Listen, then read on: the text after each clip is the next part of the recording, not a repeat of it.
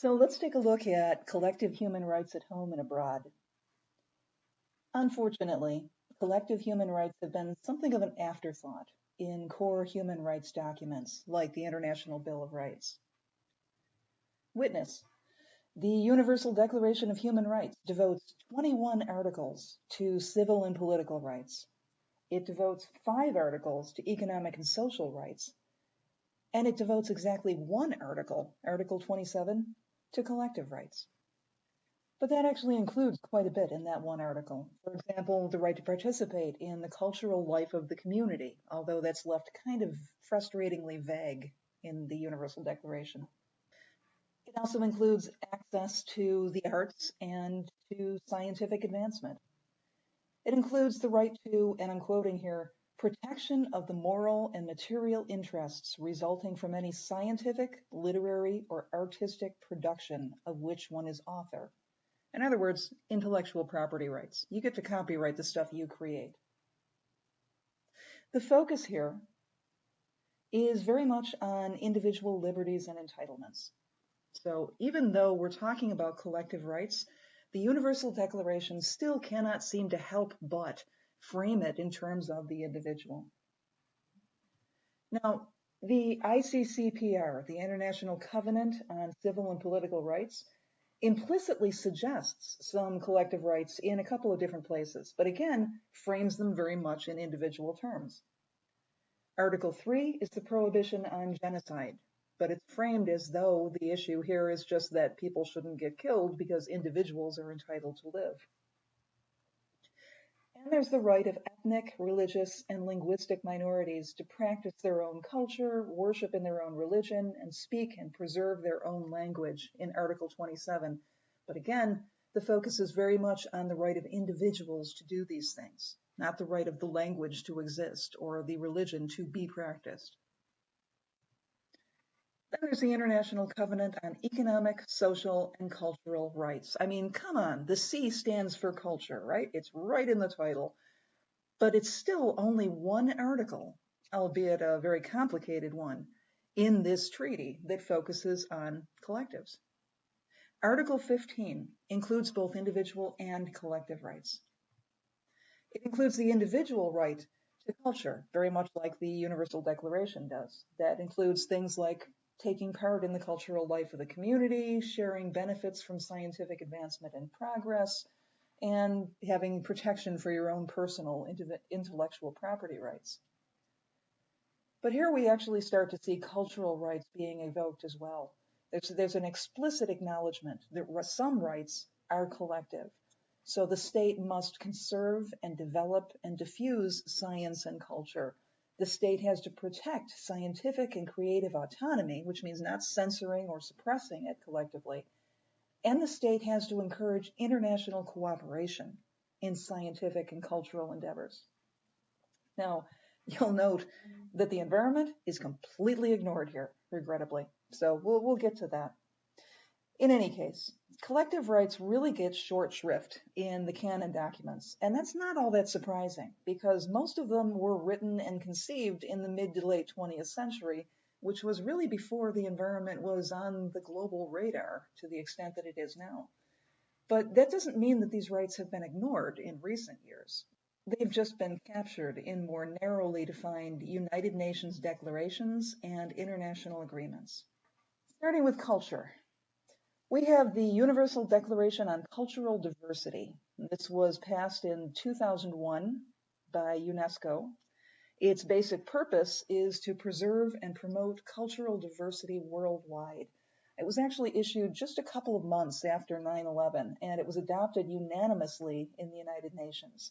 9/11 was in fact cited as an example of the need for intercultural dialogue. This isn't just about supporting people being able to practice their own culture. It's a recognition that cultures have value beyond the individual people who practice them.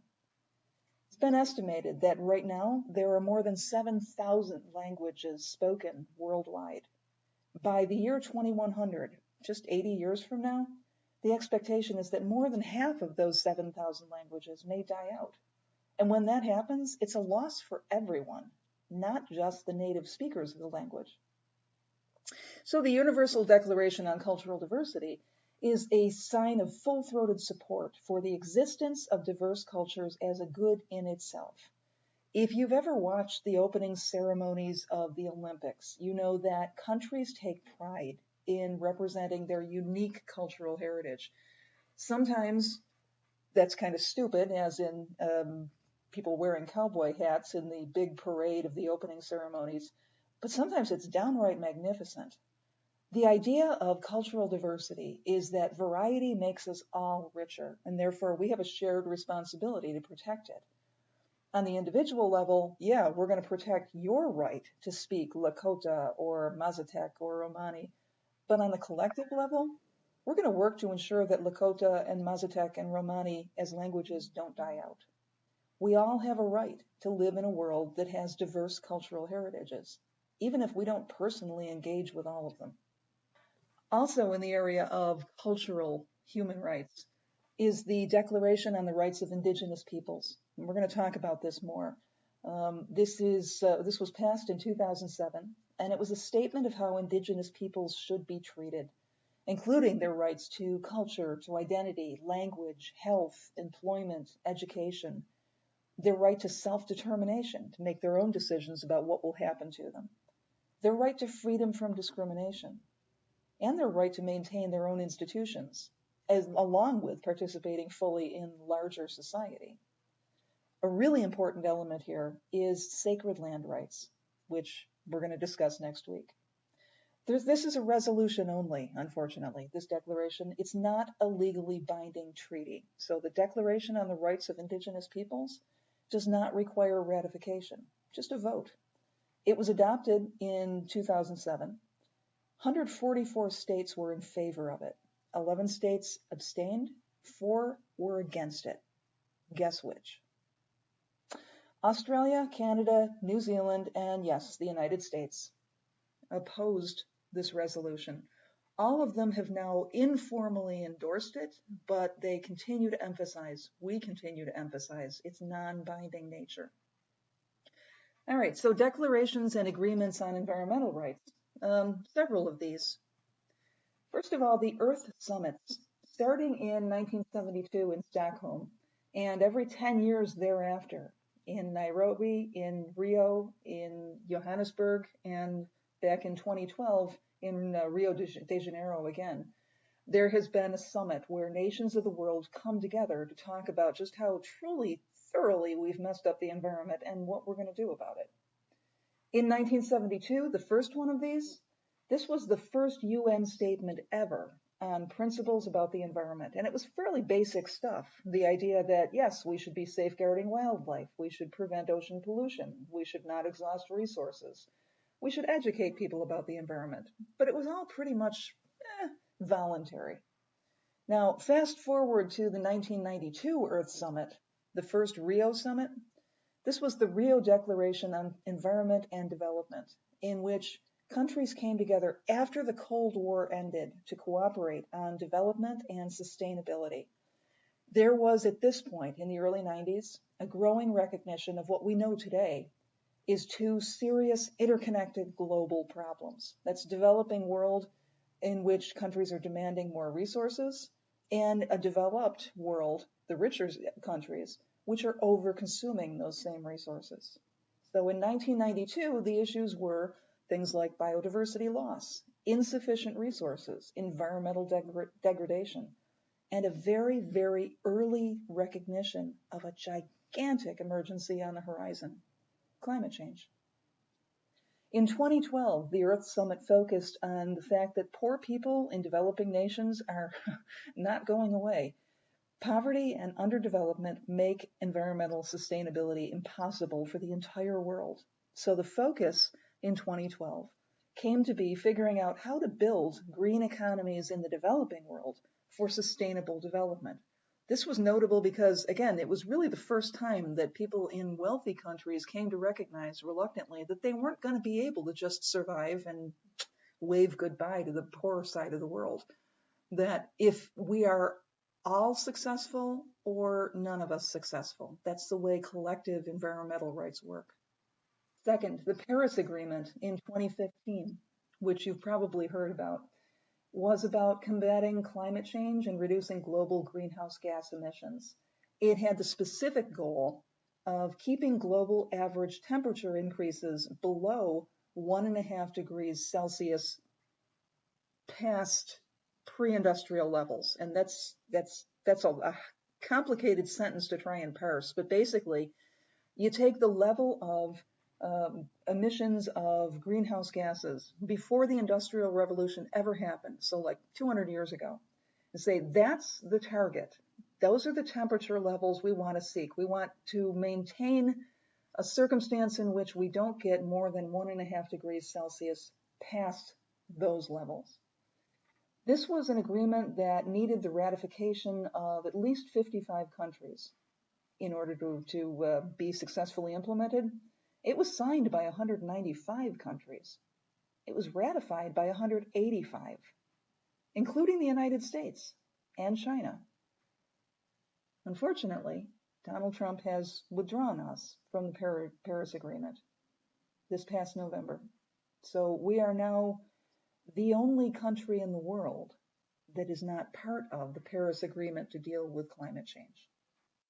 The Framework Principles on Human Rights and the Environment was passed just a couple years ago in 2018. We're going to read this in a couple of weeks.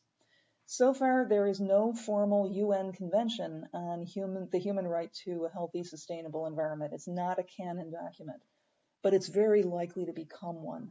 There's a very good chance that an environmental convention with full standing in the human rights canon is the next thing on the list for the United Nations. Finally, declarations and agreements on global community rights.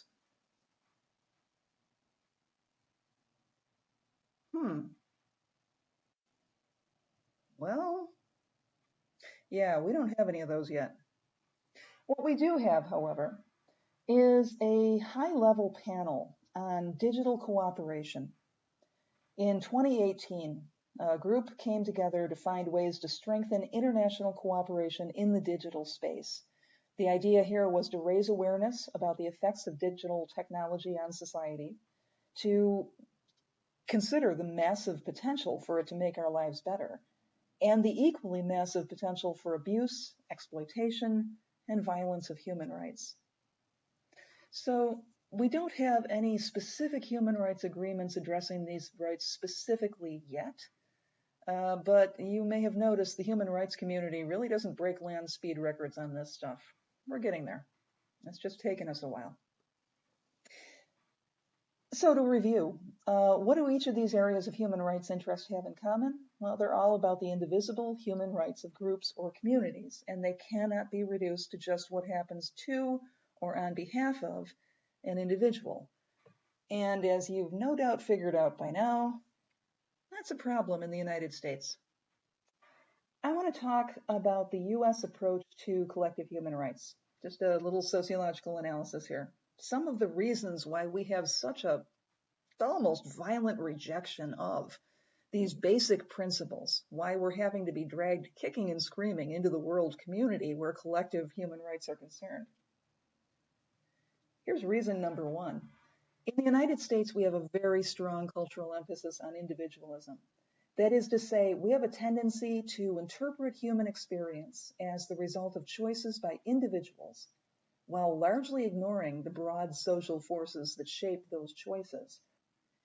This is reflected in pretty much all of our founding documents. The Constitution, the Declaration of Independence, those are about individual rights only. They're first generation pretty much exclusively. Another element to this is the Cold War legacy of fear and suspicion for most of the century that led the United States to firmly reject communism and all things associated with it, including collectivism. Now, we're moving away from that somewhat now. Millennials and Gen Z are far less opposed to socialist principles than, say, baby boomers are. But this is still a foundational characteristic of U.S. culture.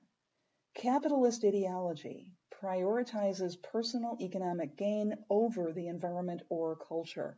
The idea is that the invisible hand of the free market is supposed to take care of all that stuff. There is no need to take special measures to protect the ecosystem or support indigenous cultures because the free market will do it for us. Doesn't actually work, but that's the principle.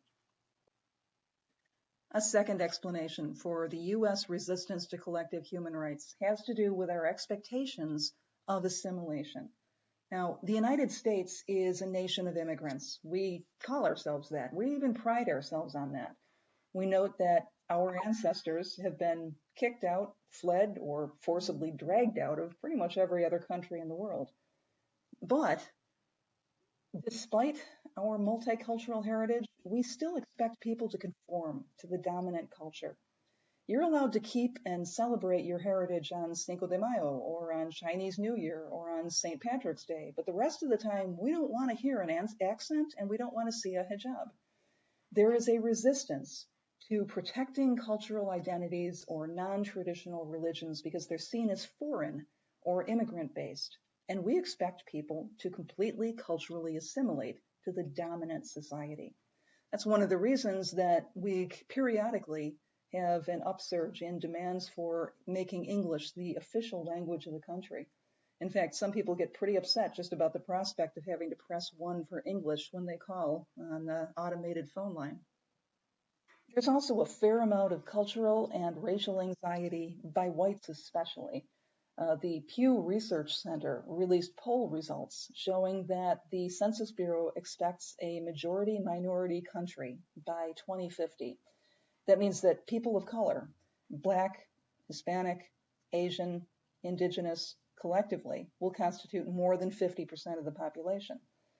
46% of whites who were polled by the Pew Research Center said that they thought this was going to make American customs and values weaker. In other words, everybody should assimilate to be more like mainstream European-based white culture. Otherwise, America's falling apart. A third reason for the U.S. approach to collective human rights is the rejection of what we think of as identity politics. We resent the idea of anybody getting special treatment. We consider it unfair and un-American, even if it's being done to level an uneven playing field. So, for example, we tend to, as a general rule, reject the concept of affirmative action because it's seen as an undeserved advantage for people of color. This is, by the way, kind of ironic because the biggest beneficiaries of affirmative action in the US are white women. Nevertheless, it's seen as something that gives an undue advantage to people of color, so it's rejected. There is also a tendency to reject the idea of slavery reparations. It's seen as punishing people today for their ancestors' sins. This is becoming an issue in the 2020 election cycle, or was before the pandemic sort of derailed everything. Several candidates were very much in favor of at least investigating the idea of slavery reparations. We're also pretty ambivalent about the idea of protecting indigenous rights. Remember that individual cultural identities are seen as somehow foreign or immigrant, which again, kind of ironic because indigenous peoples were here first. So if anybody's foreign, it's those who are European American. Nevertheless, identity politics like this, where your cultural identity is seen as the basis for your rights or obligations in society, this is seen as gaming the system in some way. So the idea here is that everybody actually already has the same basic rights. We basically eliminated the inequities like slavery a long time ago, so everybody should be playing by the same rules. And anyone who gets any additional help is clearly just cheating. Now, the implication of that for the concept of collective human rights is that we really should not be giving any special attention to protecting indigenous cultures or protecting any specific group over others, because everybody has the same rights already. Finally, and this is in some ways, I'm afraid, the most important right now in terms of our attitude toward collective human rights, that's political polarization. Particularly when it comes to environmental and cultural concerns. These things are interpreted as liberal or as politically progressive. We have a deeply polarized country in which we have a tendency today to sort ourselves out tribally in a political sense.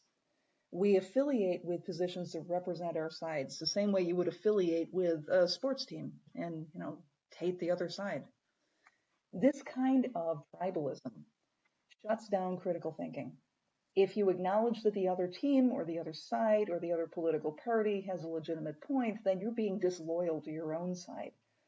As environmental conditions worsen and eco disasters have gotten more severe and more common, the proportion of conservatives who acknowledge the reality of anthropogenic global warming, that is, human-caused climate change, the proportion of conservatives who acknowledge that to be real has actually gone down. And it's not because they're stupid or uninformed, it's because they are partisan. And it's not just conservatives who do that. Throughout the political spectrum, people tend to adopt the positions that their side is identified with, and it shuts down their ability to consider and take into account things that they consider to be on the opposite side. And unfortunately, collective human rights has come to be seen as liberal or progressive. It's worth noting, by the way, that some cultures are more supportive of cultural rights than others. We'll talk about that somewhat next time. So yeah, that's a general overview of collective rights. Now we're going to take this framework as a starting point for the next couple of weeks. Next week, I want to talk about cultural rights in the face of existential threats. So brace yourself. We're going to be looking at genocide.